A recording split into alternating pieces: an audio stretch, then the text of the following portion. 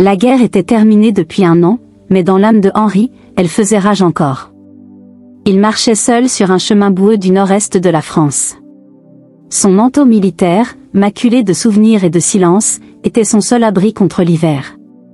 Autour de lui, les arbres étaient décharnés, la terre gelée, les villages fantômes. Il revenait chez lui. Ou plutôt, il retournait à ce qu'il restait du mot « chez ». Henri atteignit Verneuil-sur-Meuse, son village natal.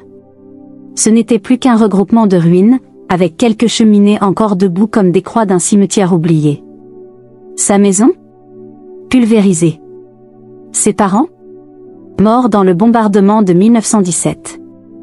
Il trouva un vieux banc devant l'école effondrée et s'y assit. Dans ses mains, il tenait une lettre qu'il n'avait jamais ouverte, l'encre fanée. « Reviens, mon fils. Nous t'attendons. » Elle datait de 2 ans. Il n'avait pas attendu assez longtemps. C'est au cimetière que Henri revit Marie, son amour d'avant la guerre. Elle portait le deuil d'un frère tombé à Verdun. Ses yeux, comme les siens, étaient devenus des miroirs ternis.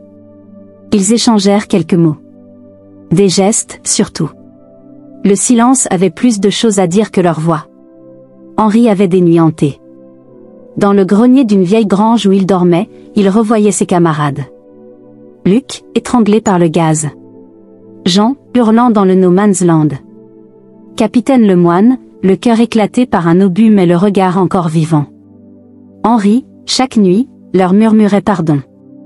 Il écrivit. Beaucoup. Pour les familles. Pour lui.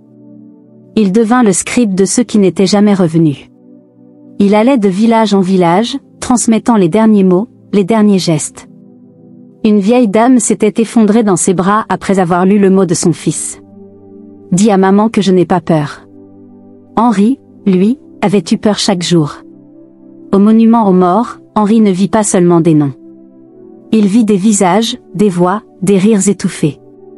Il y grava lui-même le nom d'un soldat oublié. Le sien. Marie partit pour Paris au printemps. Elle voulait recommencer à vivre. Henri ne bougea pas. Elle lui laissa une boîte, à l'intérieur, un ruban bleu qu'il lui avait offert avant la guerre, et une photo d'eux en 1913. Sur la photo, il souriait.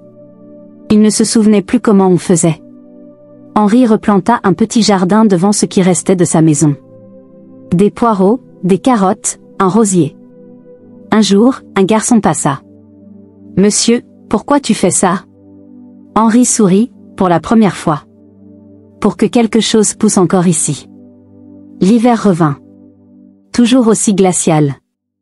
Mais cette fois, Henri avait du bois, et un petit poêle. Il écrivait un livre. Journal d'un survivant.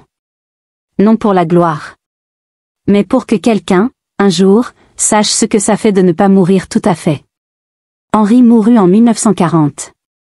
D'une balle perdue, lors de l'évacuation d'un village bombardé. Dans sa poche, une lettre. Je n'ai pas peur. Je suis fatigué. Mais je veux croire que la terre que j'ai aimée portera des enfants qui ne connaîtront jamais la guerre. Henri n'a pas survécu à la guerre. Il a survécu après la guerre.